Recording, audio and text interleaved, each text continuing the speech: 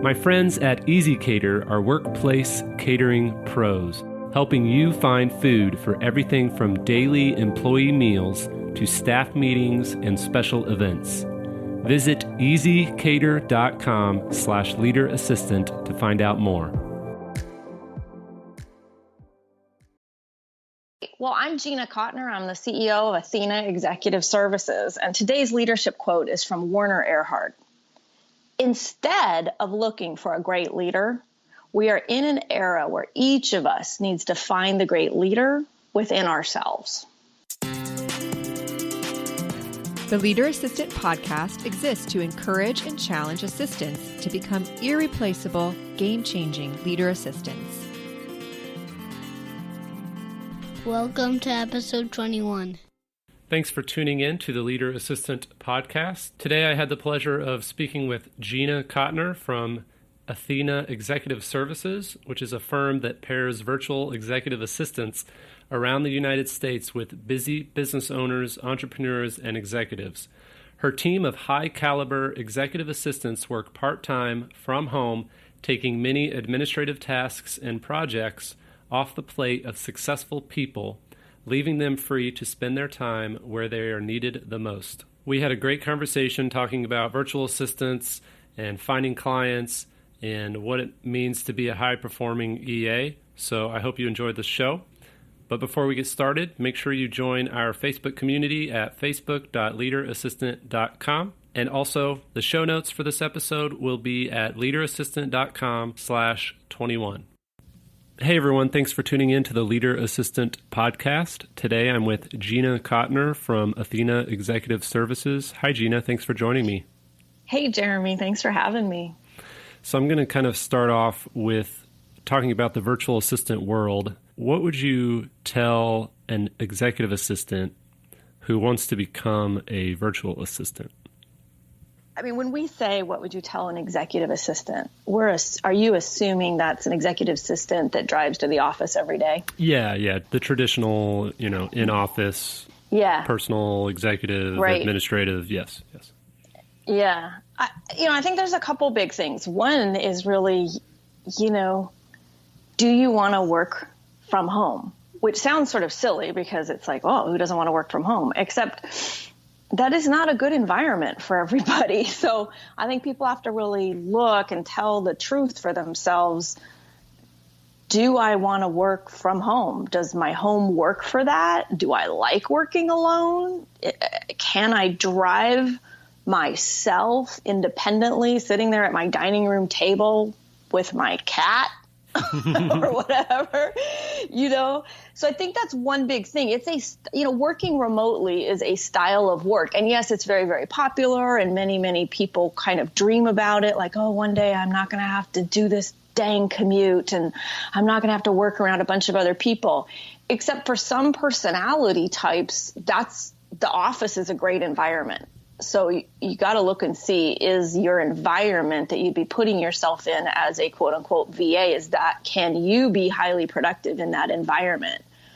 Or are you going to be lonely or bored or distracted or, many, many things that can happen. So I think that's the biggest thing. I think the other big thing is, do you want to market yourself? I mean, it depends on what kind of VA you're going to be, but if you're going to leave your corporate job and you're going to sit at home at the dining room table, who's going to hire you? And do you want to be in the business of finding clients? Because that's a whole different skill set than I think most EAs are just naturally going to have. And I think, when I'm onboarding people in my company, we're always looking at that. Can you deliver excellence when nobody's looking, nobody's there, nobody's around, nobody, it's just up to you. It's on you. So those are some things I would tell an EA who's considering becoming a VA.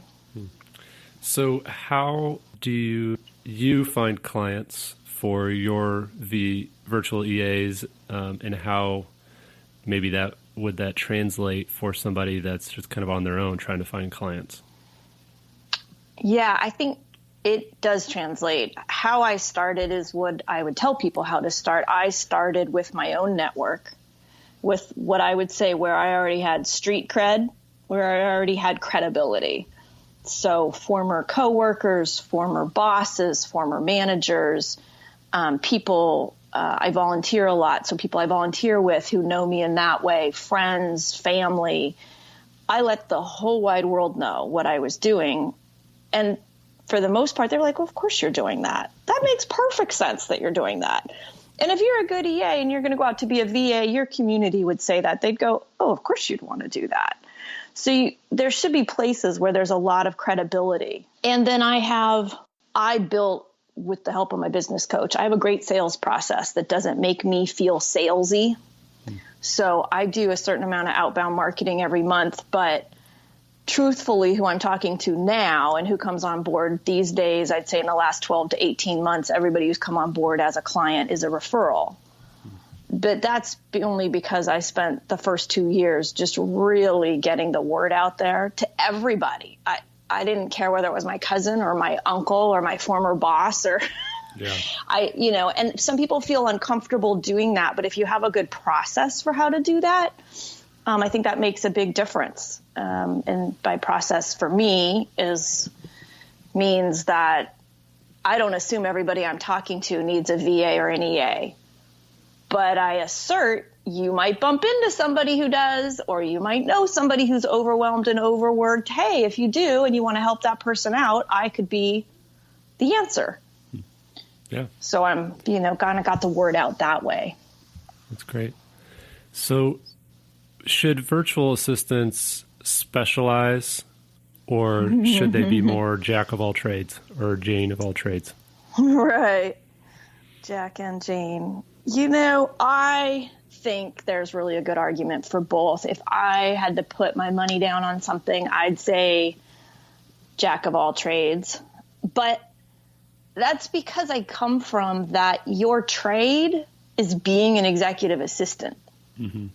So a lot of times people will come to me and say, well, do you guys do social media? Do you do this? Do you do travel planning? Do you do expense reporting? Are you good at this? Are you good at that? And I'm like, listen, yes.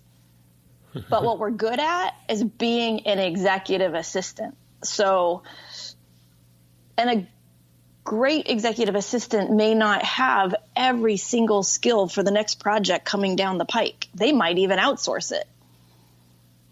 So, for me, part of the EA, what makes an EA a little different is that they are an executive assistant. So sometimes they're overseeing projects. Sometimes they're becoming project managers. So they're smart enough to go, you know what? You don't want me to make that PowerPoint, or you don't want me to do that part of the project. I'm going to outsource that. Yeah. So I think if we're mastering our craft, the craft we're mastering is being an EA more than, and yeah, it'd be really great if you knew all the latest project management software and the amount of pixels for the photo that goes on the LinkedIn post. But maybe you don't. It's okay. Yeah. Yeah, it's kind of the figure it out part. That doesn't mean that necessarily you have to figure it out, but that means that you have to figure out who can figure it out. Yeah. Like in our mission in my company, there's this one line and it says, not knowing how is not an issue. Yeah. So what? You don't know how? Okay. Well, figure out how that's going to get done. So can you share a couple tips for managing multiple clients or multiple executives as a virtual EA?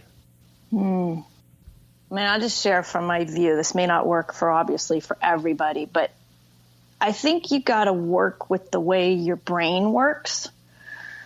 And there's a lot of science out there, right, that says multitasking is bad and you got to be focused. I don't know what the truth is, but I think everybody listening and anybody who's a VA or an EA, you know how you work well. And I'm a big fan of time blocking. I don't want my team working with my clients. I don't want them to be in 3 different people's worlds in the same 20 minutes. Yeah. I want you to give the best you've got for this one client for the next hour, then maybe take a break. I don't know, do a load of laundry, something, sit back down, now sink your brain into this other client. Now, partly because my clients are all over the variety of industries. So an EA on my team might have a lawyer and a financial advisor and a naturopathic doctor. That might be their 3 clients. And to sink your brain into each of those different human beings' worlds and those different industries and to try to switch gears too quickly throughout the day, I think is crazy making. And I think it reduces the level of excellence. And that's what I'm always after as the CEO is our level of excellence high across the board? And I think my belief is that what makes people really excellent at what they're doing is they're really present. They're present to this entire travel itinerary that they're building for this human being. And is it make sense? Are they going to be able to eat? Are they going to be able to breathe? Are they going to be able to arrive at the meeting like they floated in on a magic carpet? Or is it going to be, are you building an insane itinerary because you were distracted because you're responding to this text from this client and, oh, this badge just popped up? I'm a big fan of shut off lots of notifications and lots of badges so you can just really focus and do awesome work for this client and then stop and go do awesome work for, client number 2. So I don't know that that's works for everybody, but that's my current philosophy. Yeah, I use time blocking religiously, and I have an ideal week calendar set up for my boss, and I'm on the same page. I think it's crucial. Even if you work differently, if you have a different style of work than me, I still think that it's helpful to do the time blocking. Yeah. And so definitely worth a shot. So what about if you've got, let's say you're a VA and you've got 3 or 4 clients or executives that you're working for at the same time, and you've got the time blocks. So, you work on this client's stuff for an hour, then you switch over to the other clients. But in the middle of one of those hours, one of the other clients calls with an emergency. How do you kind of help your team handle those kinds, and how do they prioritize this client's emergency over the other client's emergency? Maybe they call at the exact same time. Mm-hmm. Right. Well, we are part-time. So people are hiring our firm for, say, 10 hours a week or 15 hours a week or 20 hours a week. So one thing that just inherently they have to understand, and it does take some training because people want what they want when they want it, but we're not a 40-hour-a-week resource. Yeah. So that 10 hours a week that you're getting doesn't mean that Allison is on call for you 8 hours a day. Right. And she's logging 15 minutes here and 10 minutes here and 10 minutes here. No. She's not an on-call resource for you all day long. So it is something where we have to work hard to set a really good precedent in the beginning, which is tricky because any great EA wants to jump when somebody says jump. They want to tend to that emergency. And I would say my team, if they think they can stop what they're doing without too much, damage or impact and go handle that emergency, of course they will, because it does make us then all that much more valuable. But I'm always training my EA team in, you got to watch what kind of precedent you set. So if you respond to that text at 7:00 at night, let me tell you, they're going to want that all the time. Mm-hmm. And it's hard to put that toothpaste back in the tube. But it's tricky because when they're brand new on my team, they're also very eager. Yes, I can do anything, anytime, anywhere. And then a couple months later, they're like, why are they texting me at 8:00 at night? And I'm like, well, because you responded. That worked once upon a time. You haven't created a world with them where that's not what you want. Yeah. Or it's fine that they text you. I'm a big fan of clients delegating work all the time. That doesn't mean you have to respond. It doesn't mean you have to have a badge on your phone telling you. That's up to you what you do with what's coming at you. Yeah. So long answer to that, that's but great. Yes. Do you think that it's easier to move from a traditional in the office assistant job to a virtual remote job, or vice versa?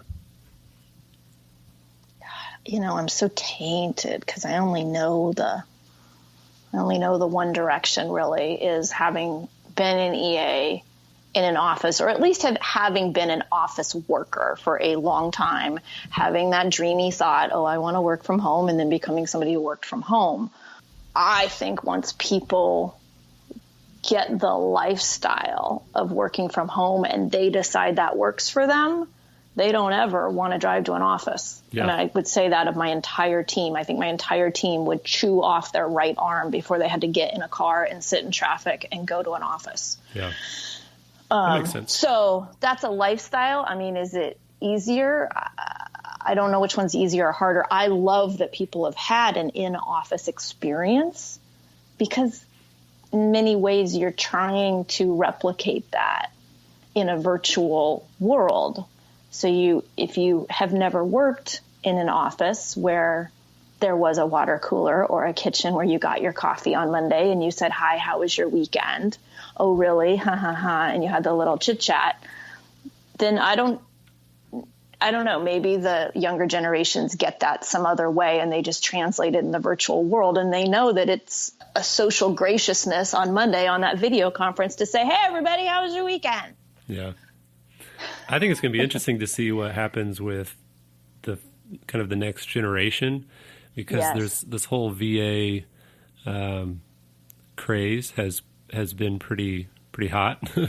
Yes, craze is a good word for it. And I think it's going to be interesting to see, in the long run, how many of those kind of started that way. And then if they struggle or they realize, they have kids now and they need insurance and they need, they're really struggling to get clients and having to go into the office setting. I think that's going to be interesting to kind of see how that, this whole world plays out. But I do think that it is an interesting point about, maybe the younger generations with technology, they're already kind of, even if they're at school or they're at their retail job, they're on their phones texting their friends, and so they're kind of used to the virtual world. Right. I mean, you've got to learn to work on a team. I happen to learn it in an office, but that's just my generation. And you're right. They have learned and are learning how you're going to operate as a team, even though you're in all different countries, all different cities. Doesn't matter. Very, very possible. Yeah, it'll be interesting to see what the next generation teaches us yet again. Yes. So what was your very first job? Oh, my first job after babysitting, after I learned I was not a good babysitter. Let's see. My first official job, I'd say with the official kind of paycheck where taxes were taken out, was I was a grocery bagger at Safeway. Safeway is I'm born and raised in Seattle, so Safeway is a store brand in California. People call it Vaughn's. I don't know. Probably part of the Kroger family. So, and that was my first job. I actually remember going to training, and I had to learn how to put groceries in a grocery bag in a way that really, really worked. And I still sometimes shop at the very Safeway that I bagged groceries at when I was 15. Did you learn how to do this don't put soap in with the food and all that kind of stuff? Yeah. Yes, I worked at Walmart, so I know. You got to box out the bag, box out edges, put some protection around the outside with like a cereal box and a cracker box. Yeah. Nice. So what kind of skills in that job, other than the grocery bagging, obviously, what kind of skills did you learn in that job that they're still using today as you run your own company? Oh my gosh, I was 15, I think, when I had that job. Oh, you know what I think was great, and I would say this about a couple other jobs I had, is it was super corporate. And I know a lot of people don't, I don't want to work for a big corporation, but man, I learned so much when I worked there. And I spent 7 years at IBM, and I learned a ton being in a big corporate organization. So, you got to show up on time, and you had to fill out your time card. And it was just very regimented, which really helped me, and there were reviews, and here's when you get raises, and here's what you get in trouble for. And it was just, it was very black and white, and it was great. I loved that. I think that made a difference for me to know, okay, yeah, you can make some friends at work and go to the holiday party, and there are some rules to follow. Right. So. That's great. Yeah. I do remember working at Walmart, just the concept of, we actually had to clock in, like we had the little swipe badge or whatever, and you're just like, you're 3 minutes late, and you're like, and nowadays it's like, so-and-so is 15 minutes late to this meeting. That's normal. It's just, definitely a different times, a different world. Yeah. So what's the number one struggle that you see assistants have? A little bit like what we were talking about before is setting the expectations, resetting the expectations, because you get the expectations or the way we're going to work together ironed out, and eventually it gets tested. Or, oh, that really worked until someone went on vacation, or that really worked until you had me do this kind of project. And then the system, the way we work together starts to break down, and you got to create a new system. So I think that's one of the real tough parts. And it's not easy to be really good at that. But I think that is something for EAs and VAs to get good at, like, is to learn from, hey, that thing we did last week, that didn't really work really well. So here's what I got from that. I've got to stop doing X and start doing Y, and then this is my request of you. Just to always be tending to the relationship. And that's the hard part. The work is the easier part. I mean, and yes, there's hard work to do, but having that relationship and the expectations on both sides of the relationship constantly being ironed out, like a marriage. Yep. You know, what worked in the first 2 years doesn't really hold up in year 5 and 6. Not a problem. And I mean, that's the biggest thing, I think, too, is to just not make any of it wrong. Like, it shouldn't be this way. Oh, no, maybe this is what happens in year 3 with an executive in a relationship. Let me go discover something. Let's go create something. I talk to my team twice a month. And mainly what I am interested in is what isn't working or where they are frustrated. And they're pretty, transparent with me. They'll be like, Gina, this inbox, I'm going to kill him. And I'm like, okay, but do you know that's why they have you? A lot of my job is just keeping my team empowered in the face of those frustrations. I'm like, I got it, but you know what? That's why they have you. Yes, it's a mess. You bet it's a mess. That's why they have you. Job security. Yeah, and you go get that mess ironed out, and hopefully you create a really amazing email system for them, and then we'll move on to the next mess. Yeah. Yeah, I think that, it's whether you're an EA, a VA, I think it's just a deal for human beings, right? We have some notion like, well, it shouldn't be this way. I know, but it is right now. So what are we going to do now? Yeah. So you've talked a little bit about a few things that I think separate the high caliber EAs from the non-high caliber EAs. What's something else that you might share that, because I get this a lot. I was like, I'm an assistant.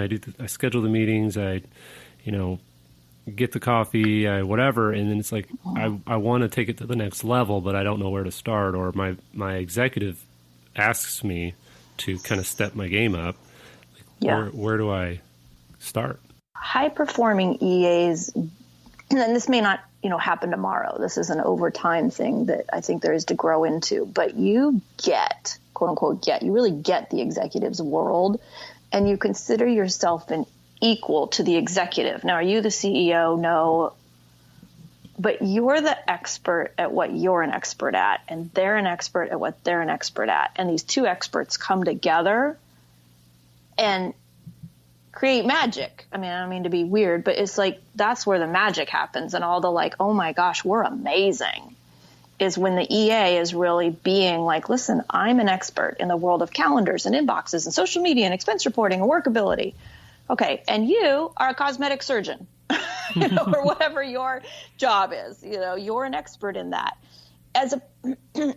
As opposed to, and it's a subtle difference, like the fly on the wall may not be able to see a difference in what's happening physically, but it's a way of being that changes. That who I'm being as an EA is, I'm your shoulder to shoulder partner. I got your back. Not I'm waiting for the next task to do, and I hope I do it really well, and you like me.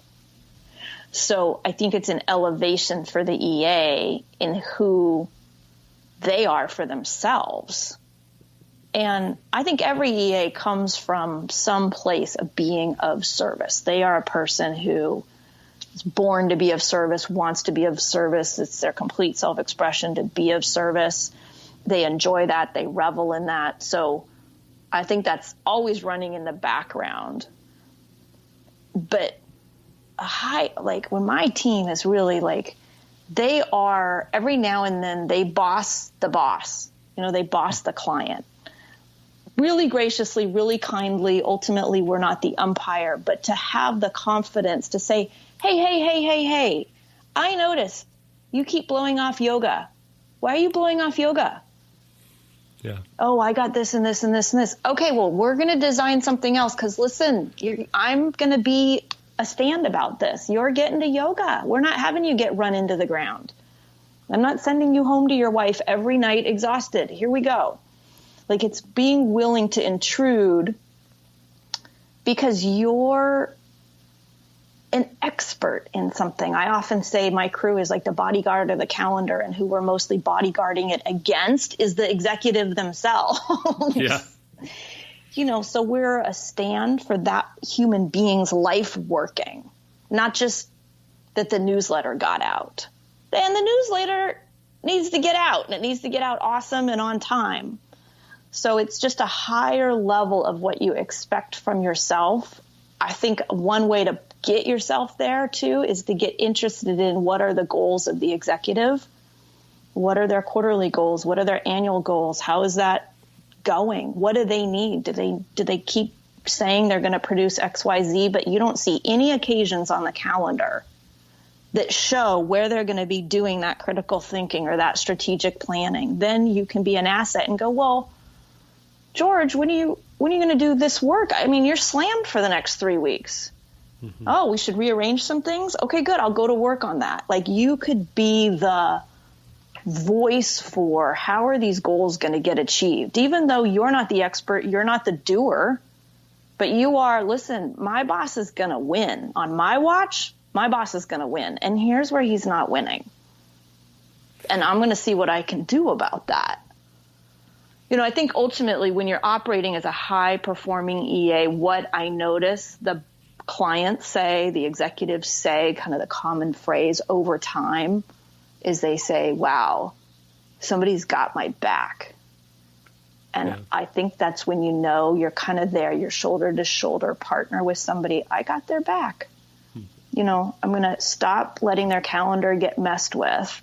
Why? Because I got that person's back. So if you're an executive looking to find somebody who's got your back, what is kind of the best way to find that? What's the best way to find an assistant that's got your back? I'm trying to figure that out myself right now. I just emailed you about that yesterday, I think. We've been around for 3 years, my firm, and we are that. I don't know where else that exists. I'm sure it does. But one of the newest clients I just signed, he said, I've had these different VAs and they're fine, but something's missing. And then I started talking to my other CEO friends and they told me what I need is an EA. And I realized the difference between an EA and a VA. Mm-hmm. Now, a VA certainly could be a high caliber EA. Everybody, I think your audience understands that. Yeah. The CEOs out there in the world don't necessarily understand that. But he got the distinction, I could have people I pay less to and do lower level activities, and I could have this other layer called an EA. Now, I'm on the quest to answer your question, which is, all right, where do those people go looking? Yeah. Like, I haven't figured out quite yet how he found us. And are there big VA firms out there that do they have a corner pocket of their company that's a division called, hey, this is the high caliber division. You're going to pay more. You're going to get a maybe older, wiser, higher level of business acumen, higher level of polish and professionalism over here in this division. Maybe that exists. And it's not to belittle the lower level, because I think that's important too. But you're right. Where do people go find this? I've got your back, I'm equal to you kind of EA. I'm not exactly sure. Yeah, I'm actually interviewing Brian Miles, who's the co-founder, CEO of Belay Solutions, formerly EA Help. Yeah. And him and I have gotten to know each other a little bit over the years. And, one thing that I noticed when I was in between jobs, I was debating becoming a VA, and I actually signed my first client for a month and realized I didn't really want to do this because I'd have multiple bosses instead of just one. And so, anyway, I looked at their stuff and looked at potentially applying, and I noticed that their requirements, to apply to be a virtual assistant, contracted virtual assistant for them, their requirements were pretty similar to the EA jobs that I was looking at. And so that was kind of an interesting way that they kind of stood out from these other VA services that I had found, 3-4 years ago. But yeah, it was like require, 4 to 5 years plus of executive assistant experience required or something like that. And at the time, and I just remember seeing that 4 or 5 year number on general EA job descriptions. And I was like, oh, okay. All right. So anyways, if you could snap your fingers and instantly give all assistants more of something, what would it be? Well, I'm sure that they'd all like more time, but let's see. I think more, boy, what is the word for it? Peace of mind, I think really might be it. Like that more of that characteristic or that personality type that just doesn't take anything personally. It's like, oh, it's raining out and you're upset and you're angry and you're annoyed and the sun's shining. Like, it just, like, what's my point? My point in that is that it's that assistants not get so impacted by what's going on around them in an emotional or mental way, that they can just be the rock. They're the calm in the storm. They're the like, oh, okay, that flight got canceled. I got it. All right. Well, here's what we're, that it's not emotional, and a lot of breakdowns that are going on around them are not at all about them. Yeah. So whatever, I'd infuse that into everybody. I want more of that. Everybody wants more of that. I love that. I talk about confidence, and I talk about, or one of the best ways to get confidence is to remember that no matter what you do at work or how your executive thinks that you're doing, or if you make a mistake or whatever, no matter what, you're still a valuable human being. And so that reminding yourself of that can really help bring that confidence and that peace of mind, like you're saying. And one thing that's, you've mentioned the calm and the storm. There's one of our leadership team several months ago. She asked me a few times, she's like, why are you so calm? Like, how are you so calm? And I was just like, well, that's a good question. But, it was, I took it as obviously a compliment and encouragement that like, oh yeah, I'm definitely, and I knew I was meant to be an EA, but that's one of the values of a high caliber EA in my mind is remaining calm while everybody else is running around with their heads cut off. Yeah, because if the CEO or your boss or the executive, and I, breakdowns in my own company and my EA comes to me, I want to deal with the problem, not the problem and then everything about you about the problem. You're sad, you're upset, you're this, you're that. I'd like to just deal with the problem. And I want to be great with all my team and great with all human beings.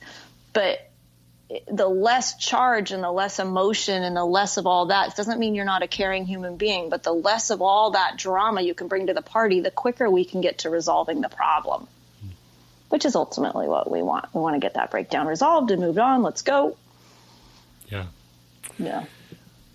Well, Gina, thanks so much for taking time out of your day to talk with me and share your tips and tricks and inspiration for my listeners. Where can they find you online, and how can we support what you're doing?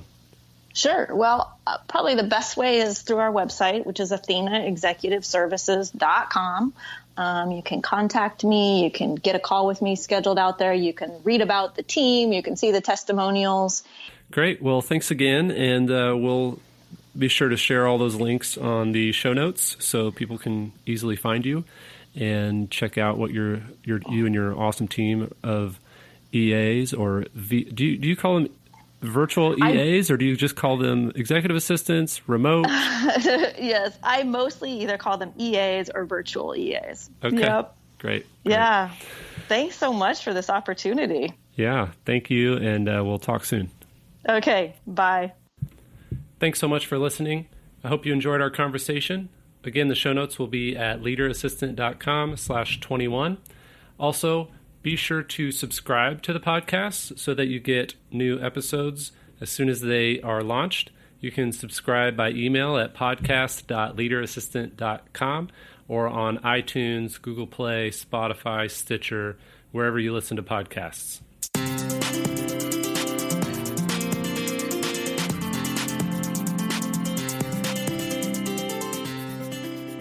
Help my dad out and leave a review on iTunes.